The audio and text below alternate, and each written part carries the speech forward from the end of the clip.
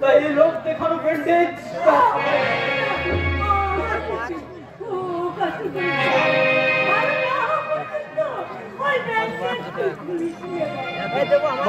বাধা দিচ্ছি, তবে থাক। আচ্ছা বলো বৌদি,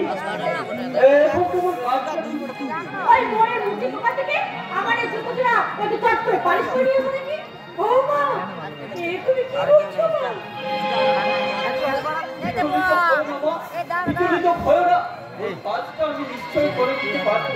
আচ্ছা বৌদি, তুমি কোনো চিন্তা করো না।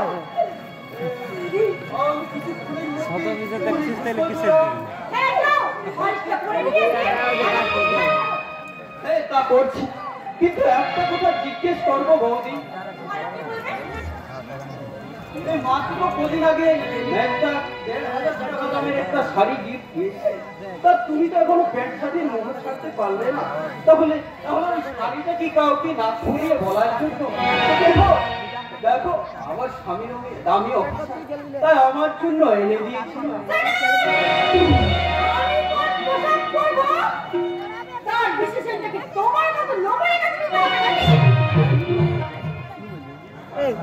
কি ব্যাপার ডোনা, এ তো চেঁচামেচি কিসে?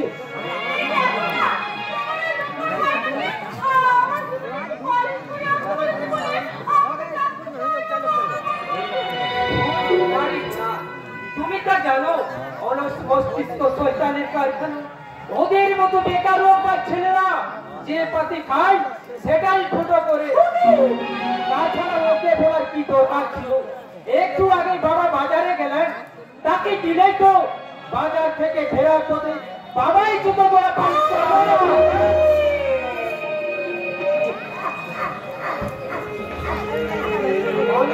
ভদ্রমন্ডলী, এতক্ষণ আপনারা শুনলেন একজন প্রখ্যাত মাস্টার বলে সুযোগ্য সন্তানের মুখে একবিংশ শতাব্দীর সেরা সংলাপ। শুনে চমকে না ওঠে আপনারা আপনাদের মনের কথায় লিপিবদ্ধ করুন, তাহলে অন্তত এইটুকু বুঝতে পারবেন যে বর্তমান উন্নত শিক্ষা ব্যবস্থা নামক কোন বারুদ স্তূপের উপর বসবাস করছে। পবিত্র একটা সীমা থাকা উচিত। জানি যেমন উচিত ছিল তোমার কথা বলা, কারণ সবকিছুর সীমা শুধু আমার একার জন্য নয়, তোমার জন্য। হোয়াট ডু ইউ মিন?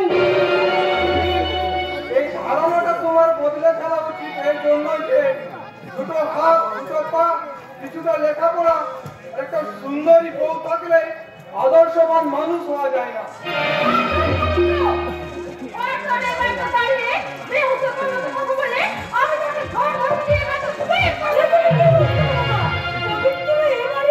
সম্মানীয় অতিথি, আর আমরা বুঝি পানের জলে ভেসে এসেছি, তাই বাইরের কুকুর এসে বাড়িতে খেয়ে ফেল করলো, তাকে চালানোর অধিকার আমাদের নেই।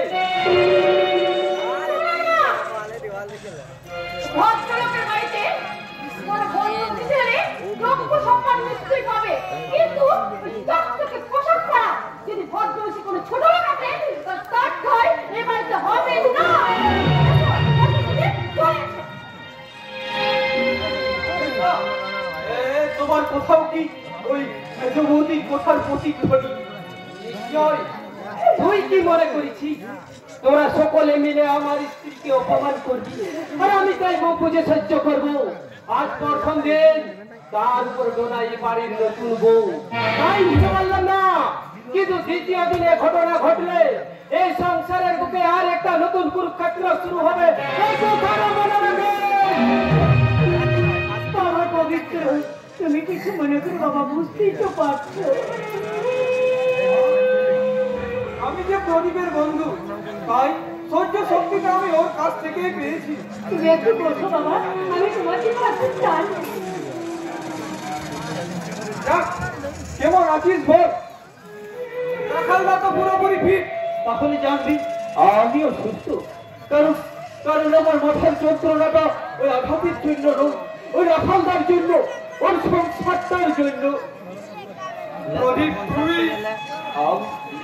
আমি মরে গেলি সংসারে এতটুকু ক্ষতি হতো না রে পবিত্র, কিন্তু ওই রাখালদার কিছু হয়ে গেলে ওর সংসারটা যে ভেসে। কি আপনি দাঁড়িয়ে রয়েছেন? ক্ষমা করে দেন। রাখালদা সুস্থ হয় তার উপর কোনো রাগ বা অভিমান আমার নেই। না, আই এম ভেরি হ্যাপি। তাহলে এগুলো আপনি নিন। রাখালদার সুস্থতায় আপনার কাছে আমার কৃতজ্ঞতার শুভেচ্ছা রইল। মাননীয় দর্শক মন্ডলী, গর্বের বুদবুদ আজ বাস্তবতার আকাশে বিন্দু বিন্দু বাড়ি হয়ে ঝরে পড়ল ওই সূক্ষ্ম রুক্ষ বস্তুরময় মরুভূমির বুকে। যে দৃশ্য শুধু কবির কল্পনায় সম্ভব, আজ আজ আপনাদের সামনে প্রবাহমান। কি রে পবিত্র, কি ভাবছি সবল করে? ভাবছি শরতের এই মেঘ মুক্ত আকাশে কেমন করে একটা ছোট্ট মেঘ ভেসে। পবিত্র বাবু,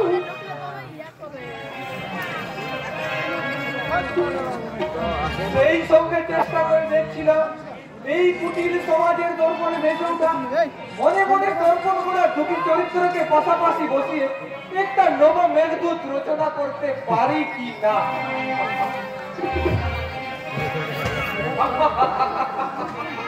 পাগল কোথাকা। আপনার মতো বন্ধু পাশে থেকে সবাই থেকে পাগল হতে চাইছি।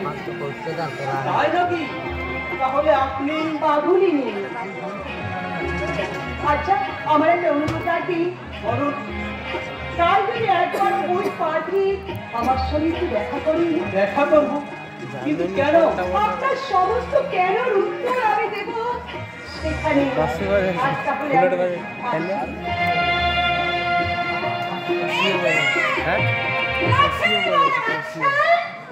তাহলে মনের মানুষ নিয়ে বাড়িতে হৈহুল্য করছো, আর এদিকে তোমাকে কটা বাসন মেজে দিতে বলেছিলাম, সেটা এখনো হয়নি কেন? এই বাসনগুলো তার এক্ষুনি ব্যবহারের প্রয়োজনে লাগছে না, তাই ভাবলাম একটু পরেই। একটু পরে কেন শুনি? বাড়ির কাজ ফেলে দিয়ে মনের মানুষ নিয়ে হৈহুল্য করার সুযোগ পাচ্ছ, অথচ সামান্য কটা বাসন মেজে দিতে তোমার হাতে কি ফুসকা পড়বে নাকি? বাড়িতে একটা কাজ করবে না, বাইরে থেকে একটা সংসারে পয়সা রোজগার করে নিয়ে আসো না, আর বসে বসে অন্য ধ্বংস করতে তোমার লজ্জা করে না? আমি যদি তোমার জায়গায় হতাম তাহলে আমি গলায় দড়ি দিয়ে মরতাম। দাঁড়াও, তাই আমার তো গলায় দড়ি দিতে ইচ্ছা হয় বৌদি, কিন্তু ওই দড়ি কেনার পয়সা কোথায় পাই? দাও বৌদি, দাও না 10টা টাকা, আমি ওই দড়ি কিনে আনি। কই দাও।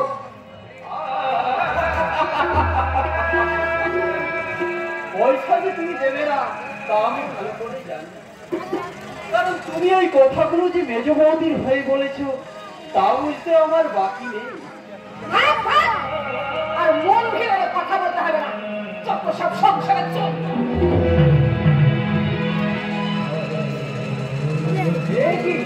আপনি এখনো দাঁড়িয়ে রইলেন?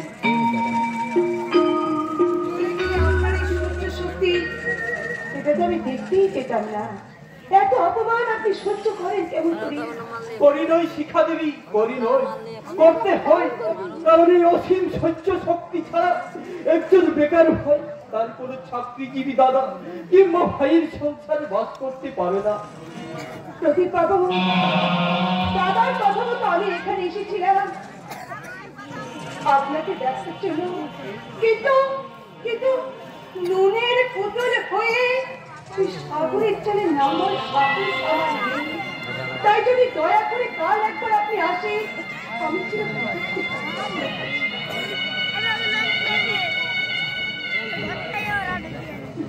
বেকারের এই দুর্বিষহ জ্বালা যেন সহ্যের সীমা অতিক্রম করেছি।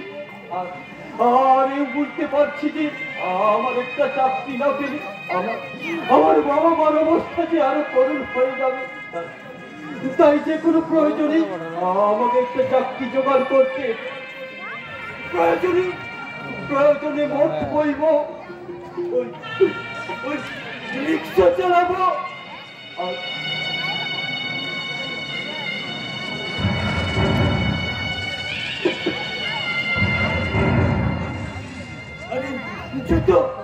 জুতো পালিশ পর্যন্ত করব।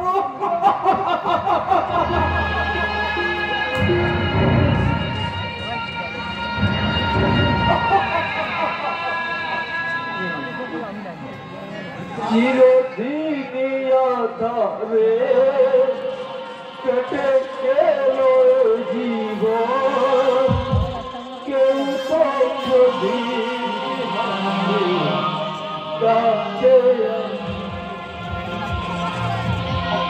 চিরদিন আধারে কেটে গেল জীবন, কেউ তো ইতিহাসে কাছে আছে।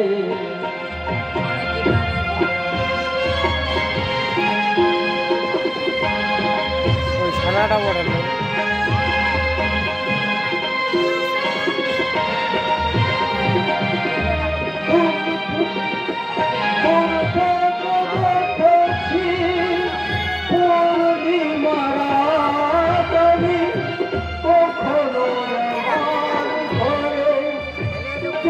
না বলে কখনো আমার ঘরে চোখ না বলে